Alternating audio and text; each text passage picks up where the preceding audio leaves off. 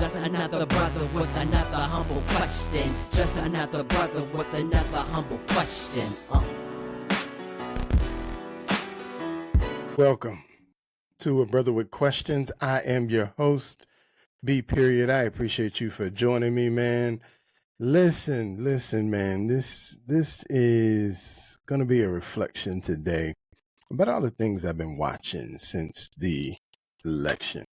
But before I get started, man, let me ask you to like and subscribe to the channel. Share. Let me know what you're thinking, man. Let me know what you think about these videos, man. I'm always curious to see what people have to say. So today, like I said, it's a reflection of a lot of the things that I've been seeing since the end of, or I should say, since the re-election of former President Donald Trump. A lot of the stuff that has come out, of course, you got your typical, right? We got the America is racist, America is misogynistic. We got white women don't know what's in their best interest. We just got a lot of individuals who, based on this election, have deemed this country to, I don't even know if they don't, I guess, it's like almost like they view the country as taking a step back, or perhaps, I guess, and to use some of the words of some of them, the country has shown its true colors. And I just find it extremely disappointing that simply because the American people decided that Vice President Harris wasn't their cup of tea this year, that somehow it has confirmed the quote-unquote worst of America. And one of the things that I caught that really, I think, displays what I would call the lack of awareness of people is this speech from the re-elected mayor of Baltimore. Young brother out of Baltimore. This is his second, I believe his second term as mayor. And so he gave a speech after the election. And let's just hear what he has to say. His name is Brandon Scott. Brandon Scott, what you got to say, brother? I am obviously extremely disappointed in the results, but it is clear that there will be a second Trump presidency. It is really on my heart this morning to say that as a man, but more importantly as a black man, that this country does not deserve black women or black people, but specifically black women. Okay. I just had to stop right there. So, because Vice President Harris wasn't elected president, this is now somehow I don't even know what to call it. Like, what is he saying? Somehow this speaks to what America deserves as it relates to black women? This from a woman who is confirmed Indian and maybe black, because she wasn't elected, she or the country doesn't deserve black women. You can already tell this message right here is about to go way to the left. Let's keep going, man. This morning I woke up and I just gave my wife a hug because I know how heavy this is weighing on black women.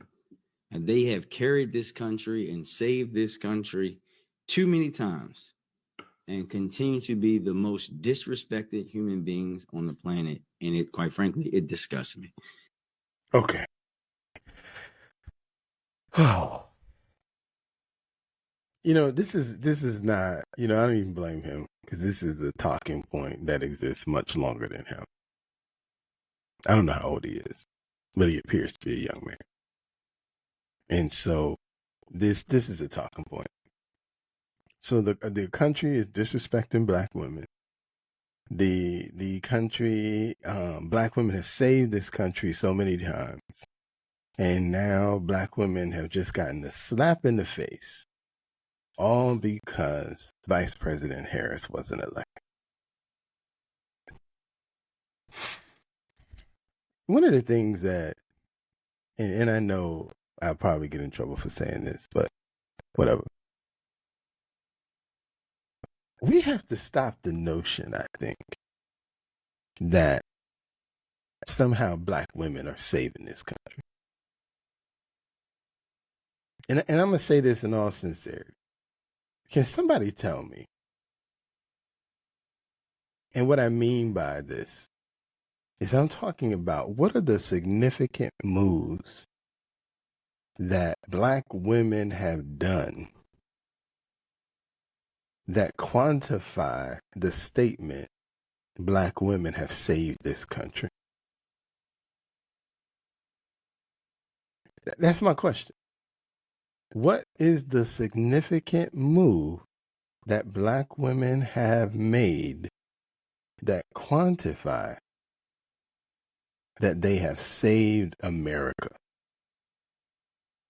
Because I can think of some things that black women have done on a fundamental level in terms of, if you're talking about family, okay, they hold down families during the times of slavery, right? The black women, took care of the white children of their slave masters, and that sort of thing. And so I'm not taking that away. When you talk about family today, due to the quote unquote single parent lifestyle that a lot of people have, black women certainly take on the brunt of single parents. So if, I get that, but save the country, quantify it for me. And then let's have a conversation about that. But let's keep going. I'm thinking about the world that we're going to bring our daughter into in a few months. And I want the vice president to know that her and her team did everything right in the right way. But the unfortunate reality is that this country is still steeped in racism, sexism, and misogyny. I am personally proud of her, and I know that so many others are the same. There's that talking point. This country is steeped in racism and misogyny. This is the same country that a young man in Baltimore has been reelected mayor twice. Oh, but you don't understand. The black population in Baltimore is blah, blah, blah, blah, blah. Okay. And he's been reelected mayor twice. I'm sure that there was another candidate, perhaps even a black woman, that was running against him, and he won. So I'm just saying, like, the fact that America did not choose Vice President Harris is not an indication of racism or misogyny. It really isn't. It's really an indication on who did a better job of speaking to people. And as simple as that. Who did a better job of speaking to people? Who did a better job of resonating the issues that people wanted? Who did a better job of actually selling the thing that they said they would do to the point where people actually believed them? But can we stop having a conversation about racism and misogyny? Let's get this young man. And he's not the only one. But you have people who literally go on TV every day and call out white people for being racist. Seems like every other day on TV. Shame white people because of the actions of a few. And they still come back the next day to have these same conversations. Now, in a racist country that quote unquote hates black people, how is it that black people, minority people, can call out white racism, quote unquote, on a daily basis on national TV and still collect their 7-figure checks? If it was that racist, I would imagine those people would be off TV. So tell me, is it racism or is it just not connecting with people? Because truth be told, she still got almost 68 million votes. Donald Trump got 70-something million votes. So we're in the 3 million margin. So I'd imagine there's 3 million people. Quite frankly, we had less numbers in this election than we had the last election. So is it a matter of racism and misogyny? Was it a matter of two candidates who didn't connect with people at the same level that they did the last time? Or is it they heard the same story twice, 2 times in a presidential election, and this time they just weren't moved by it? Because can we be honest? And I think I'm done with this video. He has more, and I thought about it, but I can't do no more of this. But can we be honest about something real quick? This election is the same election we had in 2016. She went around the country, same as Joe Biden, and told us how bad of a person Donald Trump was. And now, right, he got quote unquote convicted of the fraud, not fraud, but the extortion cases, right? 34-time felon. And then of course they got him for the civil lawsuit. He lost a civil lawsuit about possibly causing rape 30 some years ago. And so now they added that on to this bad man. Why aren't we discussing the idea that you can't run the same tweet twice and still think it's going to be successful? I mean, can we do a football analogy real quick? How often do they run the same play twice and get the same result? How about we had that conversation? How about we have a conversation about the fact that the black candidate, right, the quote unquote black candidate, was struggling to get black votes? How about we had that conversation? How about it's the same playbook that she had when she ran in 2019? No, I'm sorry, in 2015 to become president. She struggled to get the black vote. You know how you know she struggled to get the black vote and how worried they were about the black vote? When is the last time you saw a presidential candidate do a HBCU tour and went to all the homecoming, or not all, but went to about 10 to 15 homecomings of HBCUs? Now, on one hand, I could argue that is pretty cool that she did that. On the other hand, I would argue that's pretty alarming that she did that. Because you know what they didn't do when Barack Obama was running for president? They didn't do no HBCU tour. You know why they didn't do an HBCU tour? Because they weren't worried about whether or not Barack Obama was going to get the black vote. You know what? Now, podcasts weren't huge at that time when Barack Obama ran for president. And so you wouldn't have saw podcasts. But you barely saw Barack Obama even do black radio. And then when he did black radio, he called them. He didn't show up. You know why he didn't show up? Because he wasn't worried about the black vote. So if a quote unquote black candidate is worried about the black vote, what you think the white vote gonna be? Can we have these conversations? She didn't even connect with black people, let alone the country. And miss me with, well, that's just because black men are misogynistic. Black men ain't that misogynistic. I'm a black man. I'm not that misogynistic. My problem with Vice President Harris was I still felt like I didn't know who she was. And you look at the things that she did as senator, not super impressive. So she didn't have a standing for that.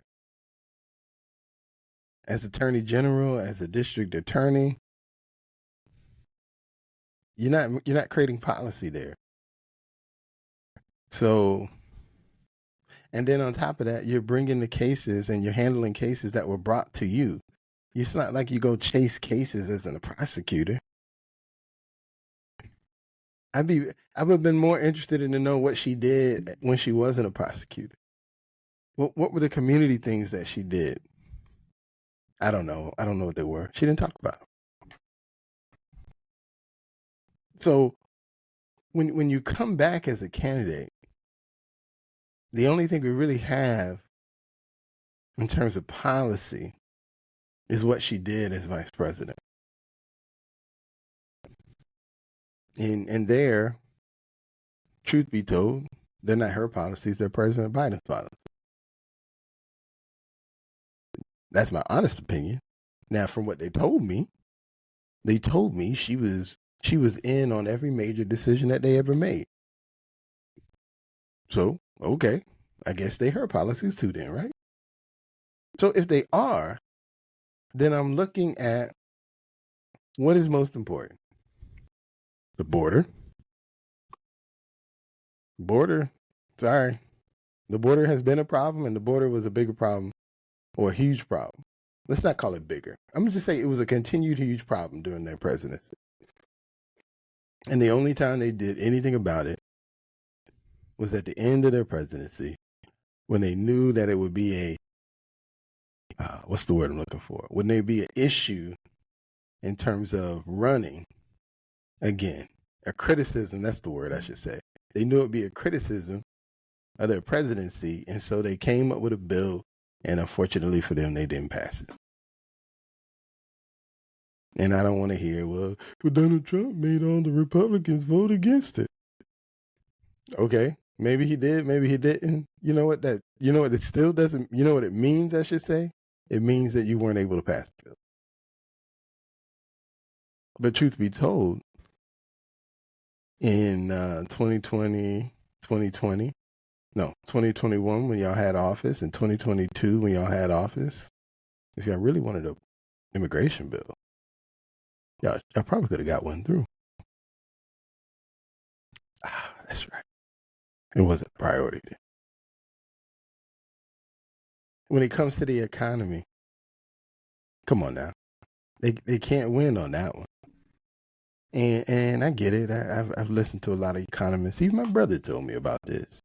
The economy is in part not based on the current administration. It's based on the previous administration. True. And so, leading at the end of Trump and then even at the beginning of Biden, we did a whole lot of bills where we basically flooded cash into the system, right? Cool. Here's where y'all have to own that, though. Both of those efforts were led by Democratic House and Senate. So even if you want to blame Trump because it happened under his presidency, y'all supported all those policies. So even if I give him blame, I still got to blame you too, because y'all supported all of those policies for that time. Y'all were on board, lock and sync. So it's both of y'all. It's not him. It's both of y'all. Even if I look at the economy during the Trump presidency at the end, because at the beginning it was fine. It didn't hit rock bottom until the pandemic. What contributed to that? Obviously, the lockdowns contributed to that. That had a huge impact on jobs, huge impact on the economy, huge impact on businesses. I can blame him for that. But guess what? Truth be told, y'all supported those things. Y'all thought, matter of fact, at the time, y'all thought he didn't do enough in terms of shutdowns, in terms of isolation. Y'all thought he didn't do enough. Had y'all been in power, I believe y'all would have did more. And so what would have been the impact of doing even more than what was done? So why, again, I say, that's on both of y'all. Both of y'all got to take that out. Because I think hindsight has shown us that that wasn't a big, that we didn't need to do that in order to survive. So for me, those were my things that I looked at. Those are the things that I thought were most important. And in my opinion, they both got L's on that. Here's the difference, though. We have one guy who's consistently made that a priority as far as what his issues were. We had somebody else who actually used to be even lax on the border, quote unquote, under her leadership as vice president, if you will, changed all her opinions about it. And then now leading into the presidency, now she's gotten even harsher. Make it make sense. Lenient, line, harsher, consistent. That's what you're betting against. Consistent theme from Trump. Vice President Harris has gradually gotten to a point where she's harsher. And now I'm supposed to believe that all the things she thought before, that was just a mistake. When it came to the economy, we have someone who has made her whole life government. I'm just saying, I don't know what people who make their whole life government know about the economy. All I think they know is what they've been told as a part of the process of being in government. On the other hand, you got a guy who has, and I know he's going to catch some criticism for this, but built businesses, created amassed a fortune through business. Whether you want to call him the best businessman or the worst businessman, his business practices have amassed several $100 million. His business practices have amassed at least several $100 million worth of real estate. So we can criticize the process that he got there, but we can't criticize that he is there. And so when I'm betting on someone understanding how to create an economy, am I going to bet on the guy who has created an economy for himself that he certainly wants to maintain? Or am I going to bet on the person who's being told what the best moves are?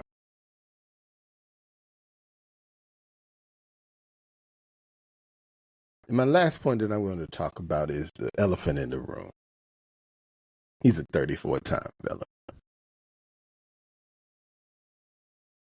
And the fact that he lost a civil case because he might have raped somebody. You know why, in my opinion, those things didn't matter to people as much? Because I think most people are tired of these idea that you're going to litigate a 30-year-old case on some he said, she said. No evidence. No nothing but she said, he said. And it wasn't even a conviction in the law. It was money. And this, it was money. And so, honestly, I don't know what happened in that time. And I'm not here to say he's innocent or he's guilty. I think it's hard to tell 30 years later. And quite frankly, I think there's a question to be said when you can trying to assert something 30 years later. That is so hard to prove. So quite honestly, I don't know what happened in that case. I don't know. As far as the 34-time felon, he didn't kill nobody for that conviction. He didn't rape nobody for that conviction. He committed a white-collar crime. Matter of fact, he committed a crime that I've seen other politicians commit. The difference here, he purposely had his counts spread out to as far as they can go so that they could literally be able to say 34-time felon. Because they could have easily pushed all of this into one count. They needed to say multiple. They needed a headline, 34. And so, am I going to get upset because he has felon behind his name? No. That didn't bother me as much because I understood the crime. I understood the purpose of the conviction. It did exactly what it was supposed to do. It was supposed to create a headline. It wasn't serious. They didn't really care. Because if they cared, he wouldn't be the first one. If they cared. And so, miss me with that. So we back to policy. Because if we really cared as much as we say we do about things like that, can we be honest about something? How is Bill Clinton still running around here every election cycle, stumping for candidates, holding events in the black church with black people sitting at his every word? Because you know what we can't say about Bill Clinton?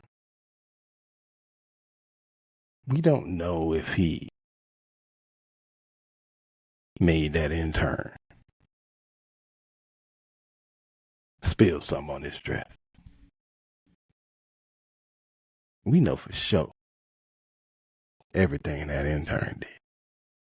And you know we don't care about that intern. You know we don't care about that dress. Whoa, I know. He's got the right letter behind his name. So he good. And on that note, I'm B. Period. And I'm out.